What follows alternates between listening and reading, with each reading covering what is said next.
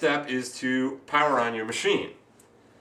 And when we power it on, we're verifying that the two LEDs flash on and off at 1 second intervals. The two LEDs are, let's see if I can get these wires out of the way, right here on this board, pretty much in the same place that they were on the original CPU board. So I had already previously tested my power supply, so we're going to power this on and see what happens. Alright, so as you can see, these two LEDs are flashing. And that's what we wanted them to do. We want them to flash on and off at 1 second intervals. So the next thing he says to do is press switch 1, which is the diagnostic switch, while both LEDs are on and release. So the diagnostic switch, switch 1, there's switch 1 and switch 2. Switch 1 is the bottom one. And you see these LEDs went solid. And it says after a 5 second pause, verify the LEDs go off, and then back on again, and that's exactly what they did. So it looks like we're pretty good there. Then the next step after that is to turn off the machine.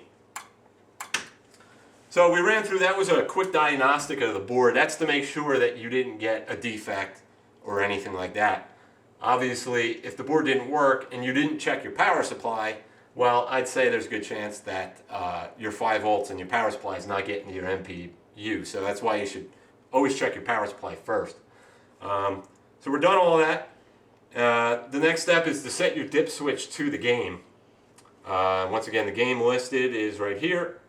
Pick the game that you got, and then there'll be this little code, which looks like computer binary with zeros and ones. What that is 1 is down on the dip switch bank and 0 is up. So you're going to set this dip switch bank to match these 1s and 0s for your game. Then after you do that, it tells you to attach all your connectors. But after you attach all your connectors, make sure you leave the battery out.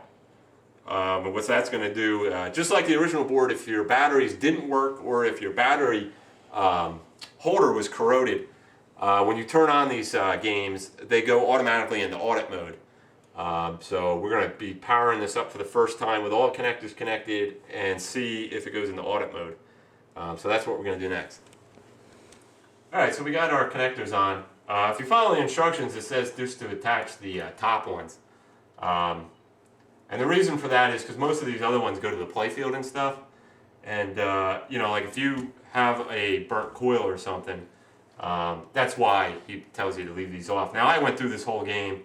I checked all my coils, I rebuilt all the mechanisms, so I have all the connectors on, but the main thing is to not have the battery in, and that is, so we're going to boot this into audit mode.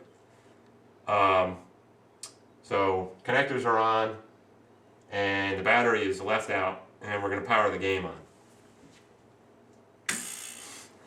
Alright, so we booted it up, and we're looking down here. You can see that we are booted up to audit mode. So that's what we were checking there. That's good. Now it tells you to put the battery in with the game on. So your game's on, and like I said, the battery came in this little Ziploc bag. And we're going to plug that into the board.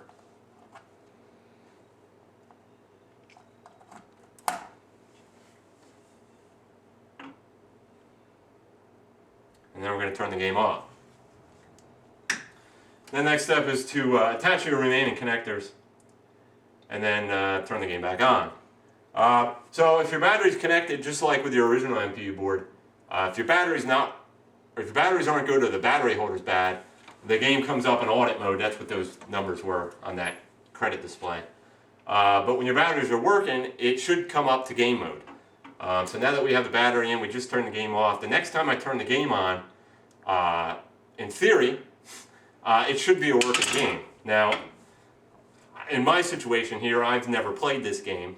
You know, I just got done restoring it, and putting this board in was my next step.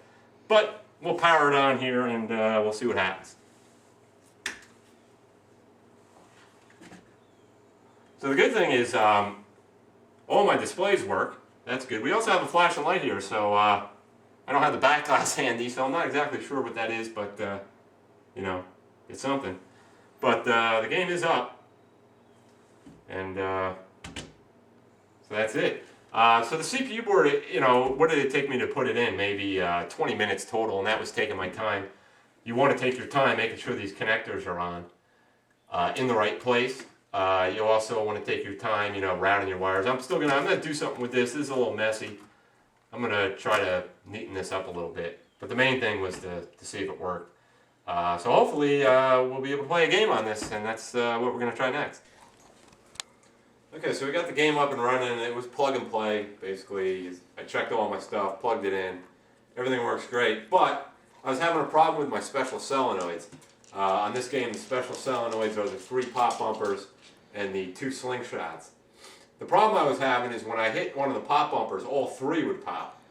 And the other problem was either sling, when the ball hit the sling, the slingshot would just continuously fire. Like I had a stuck switch. Now the plus side to this board is they changed it. On the original board, if you had a lockdown switch or if the ball got jammed under the rubber here and stuck the switch on the original Williams board, that would just lock the coil on. The coil would stay locked on until either you shut the game off, the coil burned up, a transistor burned up, or whatever. So Jim at RottenDog made these special solenoids a one-shot. If a switch got locked on, the coil would stay on for 70 milliseconds and then go off. No more burned up coils, no more fried board components. So that's a big plus to this board. But because of the machine gunning problem I was having, I thought it was a problem with my game. So I pulled every switch down under the playfield, checked every switch, was checking the wiring for a short, and then I happened to be on the news group, Ruck Games Pinball, saw that another guy had installed this RottenDog board in his game, and he was having the same problem with his special solenoids. What he did is he gapped his sling switches wider, and that temporarily solved the problem. The problem with that, and that is also what I did, the problem with that is the switches are so far away now that the slingshots really don't work the way they're supposed to. But it did fix the problem for now. So if anybody has any insight on this problem, please get on Rec Games Pinball or email me directly. It's not the switches. I don't have any shorts in my switches.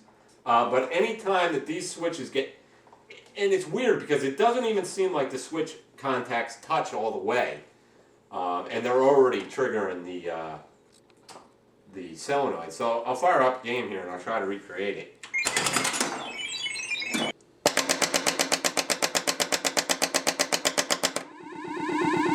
And when I do this, I'm watching the switches. The switch contacts themselves are not touching when that happens. They are, probably a 1/16 of an inch away from each other. And that's what it does. Now, as wide as I have them, they do work. The problem is on a light hit, like this, it won't activate because I have to gap them so far apart. So I'm sure it's either something that we're missing or maybe something in the software of the board. I'm going to try to contact Jim myself. I also had to gap the pop bumper switches wider than I normally do. Because when I had them set the way I have all my other games set, like I said, I'd hit one pop bumper and all 3 would go off. The other thing, the one shot, like I said, if you happen to get a switch that sticks, I'll try to get my finger out of the way there.